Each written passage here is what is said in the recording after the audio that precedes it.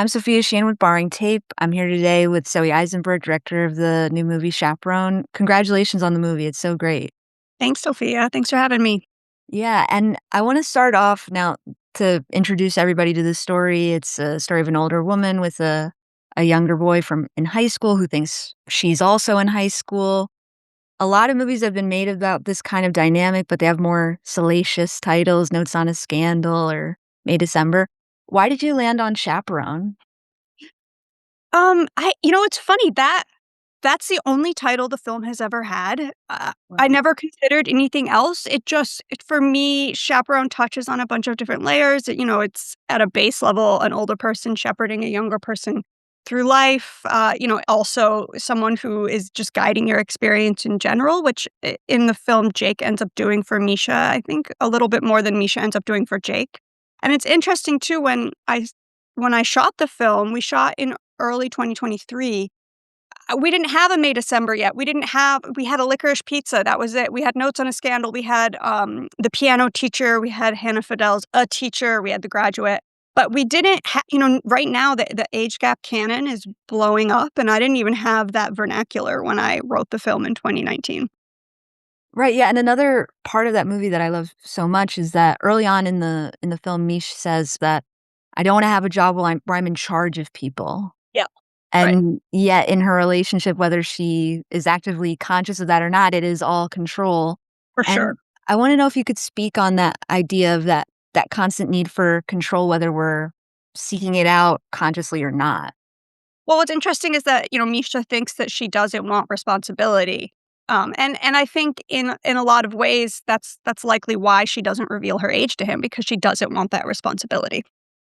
Yeah. No, it was, another aspect of her character as well was that she's constantly given easy outs Yeah. throughout the movie. There's so many direct questions that she's asked that she kind of slinks Doesn't through. She just doesn't answer them, yeah. She evades. Was that something that was always there in the writing, and was that kind of fun to write, seeing how she could kind of snake around these questions? Yes, I like backing her into a corner and figuring out how she could wiggle out of the corner without anyone really realizing she'd done it.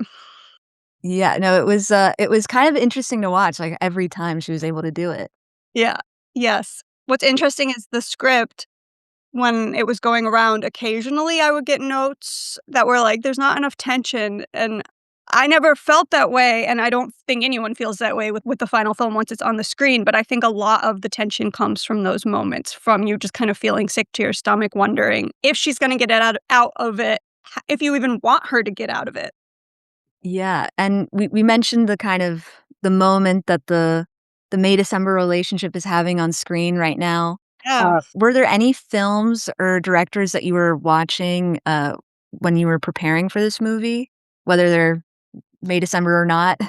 You know what film I really love that I would come back to a lot is Young Adult, which isn't about a May-December relationship at all, but it is about a woman kind of wanting to go backward in time and making terrible decisions that are really wreaking havoc on everyone around her as she kind of skates off into the sunset.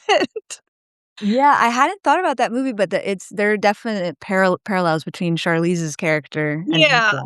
Yeah. Yeah, I really am interested in characters who are making terrible mistakes. I think that's very human. I think it probably just makes me feel better about my life, but that's that's definitely a thread in all of my work that I it's not intentional, it just keeps popping up. Right. And Young Adult is a great movie that uses location so well. So just kind of going back to kind of her Midwestern life. Mhm. And your movie, it's set in kind of like a sleepy, idyllic Hawaiian town. What do you think it was about that setting that lent itself so well to the story? Well, I live here. So Mhm. so there's that. And I really am excited to show sides of Hawaii that we don't really get to see on screen a lot. Hawaii always plays the beaches. Even now, Chief of War is such a beautiful show, but it's playing historic Hawaii. It's not contemporary Hawaii. And so we really don't get to see a lot of what life is like for people that live here. And it is sleepy. It is small town. It is, the people that are born here, a lot of them want to stay here. And that means fitting their life to this island. Right, yeah, and, this is obviously your debut feature, but you've worked within the industry for a while. How was this experience different finally helming, Really different. I co-directed a feature before called Stoke that came out in 2019. I co-directed that with my husband, and I had written it and produced it, and I was brought on to co-direct with him on day 4 of shooting. So, I didn't develop the project to direct at all, which is, an entirely different experience to go through that.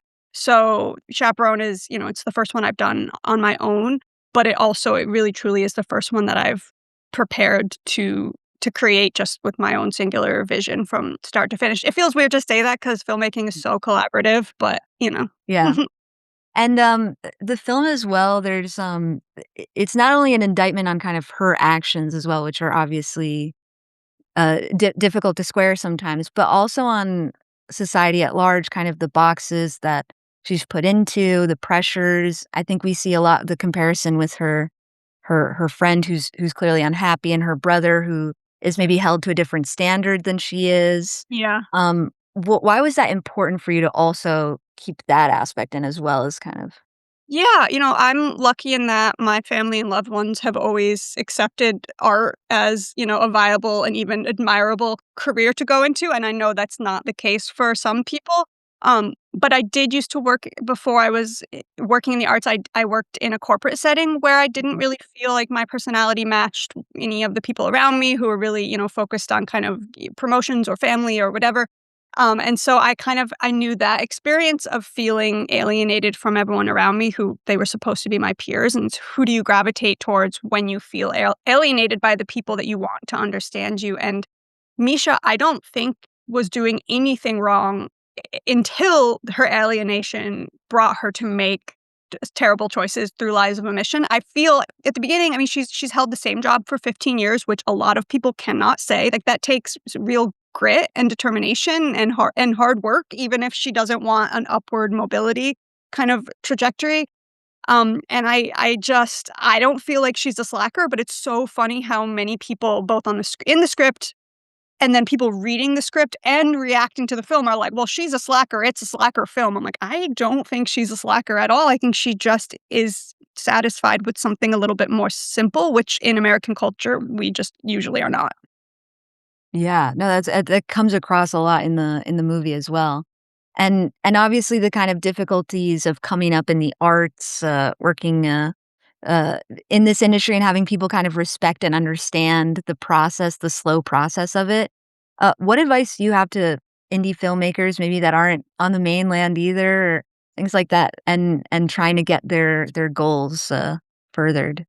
I found with my filmmaking work, it really started to blossom after I became very entrenched in my film community. Mm. The Hawaii film community is small, and so we all help each other on projects. And it really wasn't until I started doing that that I found support for my own work in a real organic and natural way. And I think that in all industries, but filmmaking especially, we tend to I'm faced with a lot of culture in places other than Hawaii of people who are looking out for their own projects first. When you meet someone, it's like, "Oh, where are you on the call sheet?" And, "Can you help my career?" And there really is less of that mentality here because we are on an island and, rising tide lifts all boats. And I really found that to be what kind of unlocked my success. And Chaperone, that's why I kind of cringed when I was like, under my own vision, because it truly was such a collaborative effort. Even a beautiful point is it's a low budget film, and most of our camera equipment was donated for free. And that was through a connection. I had once programmed a filmmaker's first film like 8 years ago. It was his first short film I programmed. And 8 years later, he's working for a rental house and he gets me this incredible deal that allowed me to shoot my film. And so that's the kind of relationship that I'm talking about where we're all helping each other and it's coming back. And so I think that if you're just starting out, instead of thinking, how can I get my foot in the door to get my projects made? It's what holes are there that I could help fill? How can I contribute to other people's work as I'm learning and growing myself? Right, yeah, and, you mentioned a lot the importance of building that community in Hawaii, and we talked a lot about the kind of through lines with, like, moral ambiguity themes that you wanna continue with. Are there any themes and subject matters that you think drive you as a filmmaker? And specifically, do you feel like Hawaii and showcasing Hawaiian culture is a big driving force in your filmmaking? Yeah, there's nuance here. I don't feel like my films showcase Hawaiian culture because, that's an entirely different thing, but they do showcase, I think, my community that lives here, which is quite different. As a producer, again, we're talking about supporting other people. I still work as a producer, and most of the films that I produced are for Native Hawaiian directors because, again, that's like, how can I help? How can I put forward the voices that I want to hear and that I want to see? So I would say, uh, for telling true Hawaiian stories, that's the way that I can support there. But I think the people that live here, we're 70% Asian American or Pacific Islander here, which is quite unique for the United States.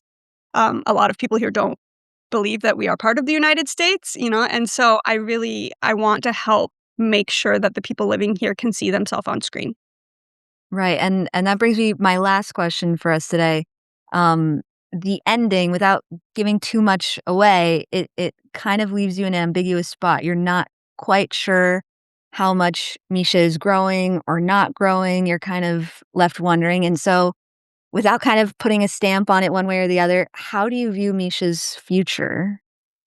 I I view this film as a tragedy, and I hope that that's not giving too much away because I'm talking about structure, right? A comedy, a character learns and grows and does better at the end, and a tragedy, perhaps they don't. And that's how I see Misha. I see Misha, kind of still returning to the life that feels good and safe to her.